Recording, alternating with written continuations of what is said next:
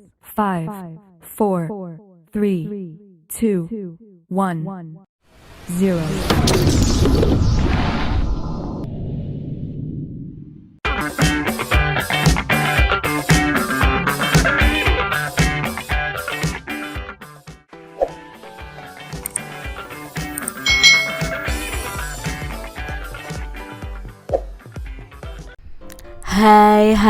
Hai, selamat datang di channel YouTube Kak Citra.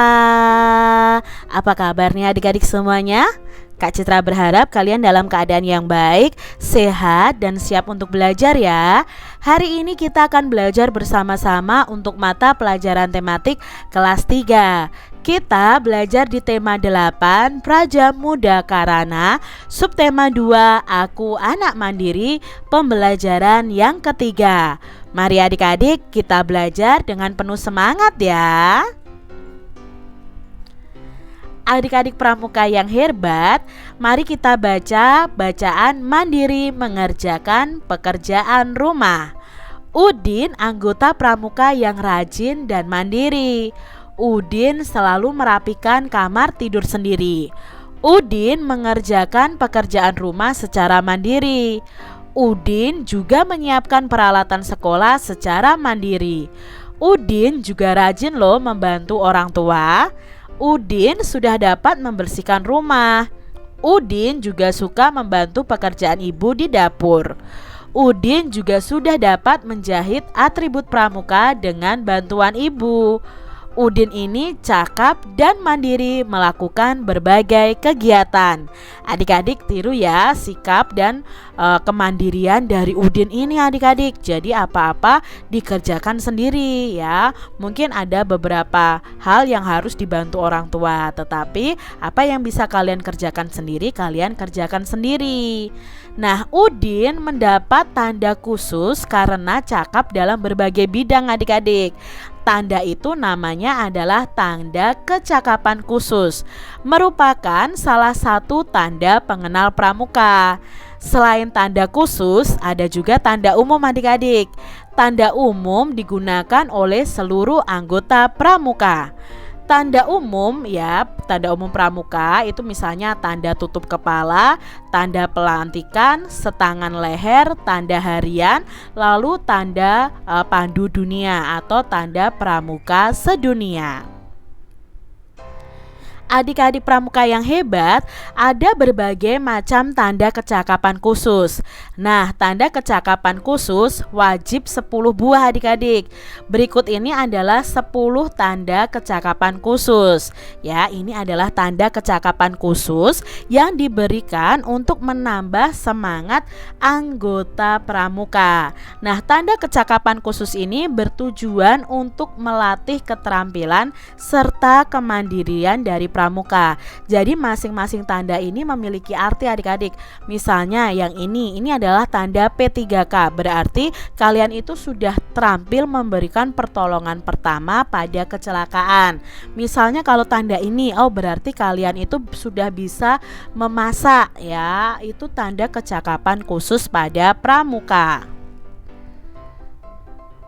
Adik-adik coba lingkari tanda kecakapan khusus yang sudah dimiliki Udin dalam bacaan tadi.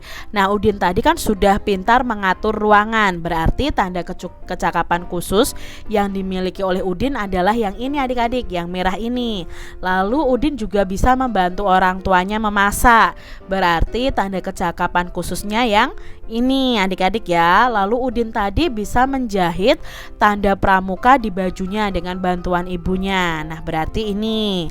Lalu Udin tadi juga rajin menyirami tanaman, berarti dia juga sebagai juru kebun. Jadi masing-masing tanda kecakapan khusus ini memiliki arti yang berbeda-beda adik-adik ya.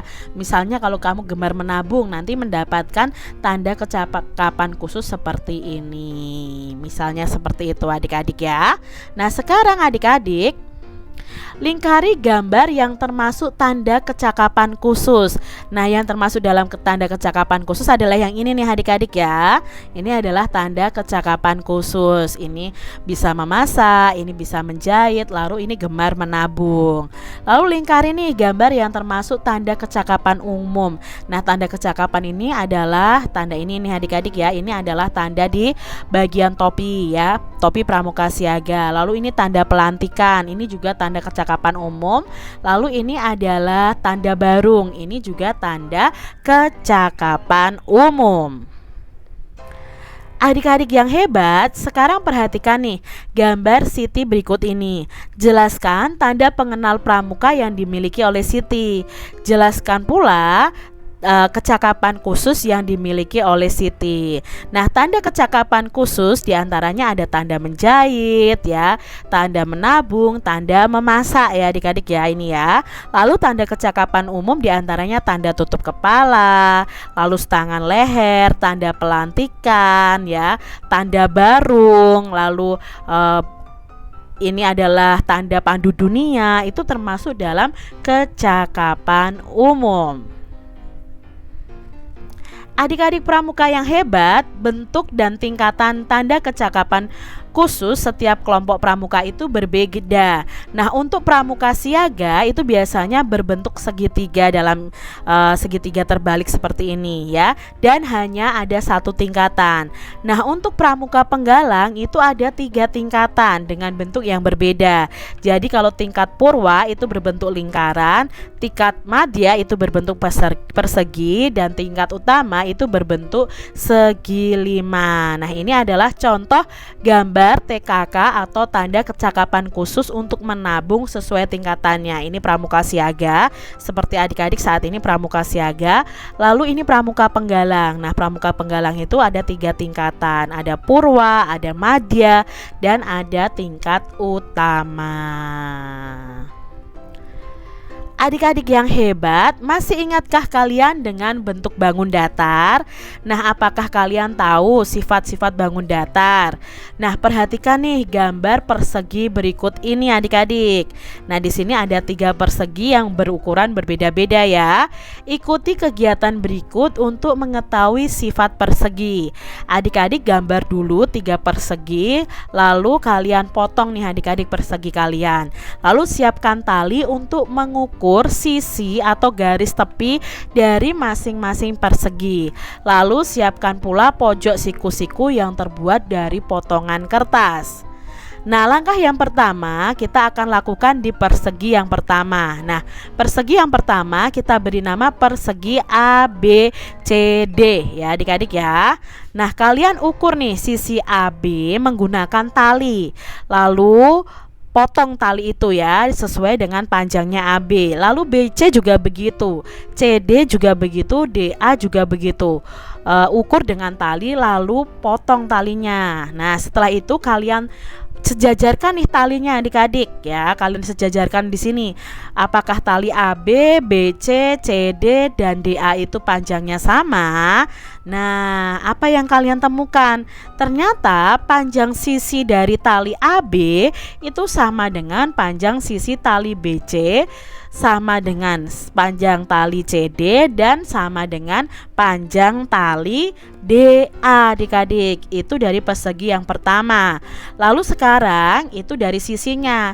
Kita akan ukur sudutnya adik-adik. Nah, adik-adik sudah belajar tentang sudut siku-siku. Kalian boleh potong kertas ya yang merupakan sudut siku-siku.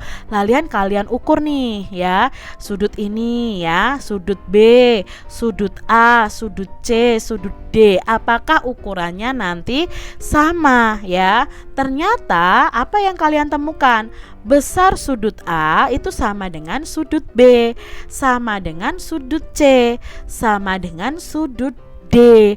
Karena semua sudut dalam persegi itu adalah sudut siku-siku yang besarnya adalah 90 derajat adik-adik. Nah, adik-adik juga bisa lakukan di persegi yang kedua. Sama langkahnya dengan persegi yang pertama tadi. Kalian potong dulu talinya ya untuk ukuran sisi dari persegi itu. Lalu kalian bandingkan apakah panjang talinya sama. Ternyata panjang sisi AB, BC, CD, dan DA juga panjangnya sama.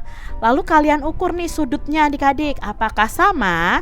Ternyata sudutnya sama, yaitu semua sudutnya, sudut A, sudut B, sudut C, sudut D, itu semuanya adalah sudut siku-siku. Lalu kalian bisa lakukan di persegi yang ketiga adik-adik ya. Sama langkahnya seperti persegi pertama dan kedua tadi. Ya, potong talinya sesuai dengan panjang sisi perseginya. Nah, ternyata sisi perseginya sama panjangnya. AB sama dengan BC, sama dengan CD, sama dengan DA. Lalu apakah sudutnya sama? Ternyata sudutnya juga sama. Sama-sama sudut siku-siku. Jadi sudut A itu ya siku-siku, sudut B ya siku-siku, sudut C ya siku-siku, sudut D juga siku-siku. Nah, dari 3 persegi ini mari kita jawab pertanyaan berikut adik-adik.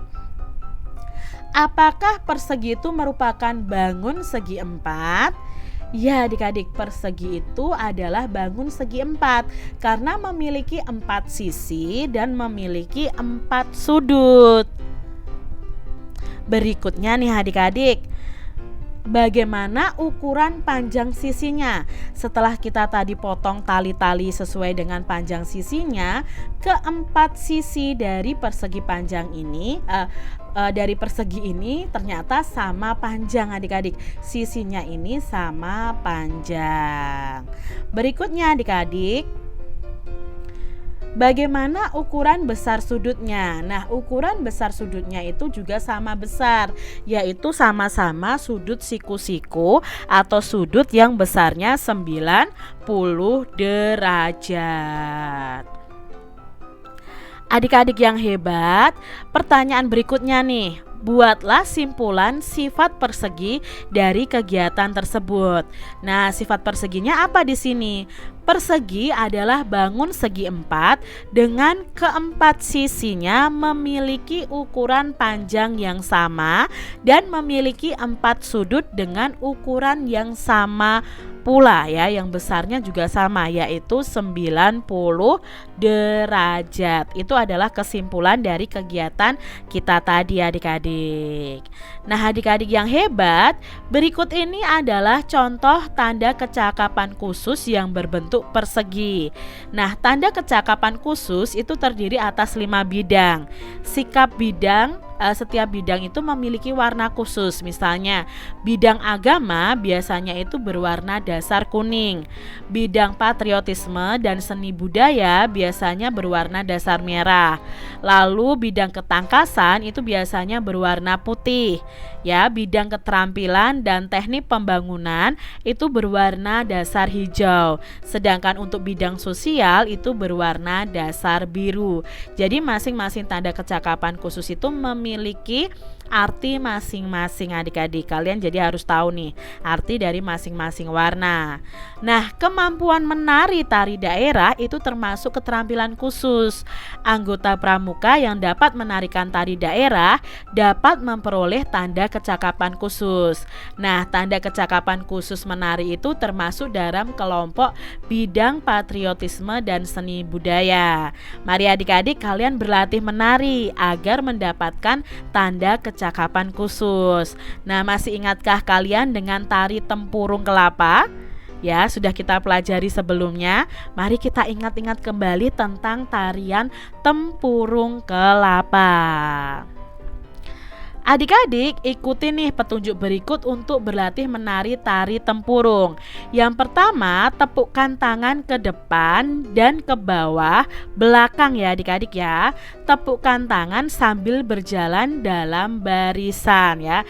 Ke depan atas lalu ke bawah belakang, seperti ini secara bergantian.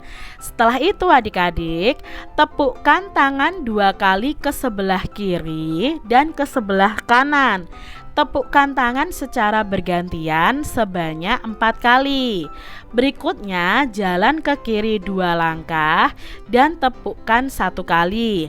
Lalu jalan ke kanan 2 langkah dan tepukkan 1 kali. Lakukan gerakan tepuk tangan sambil melompat. Nah, lakukan sebanyak 2 kali.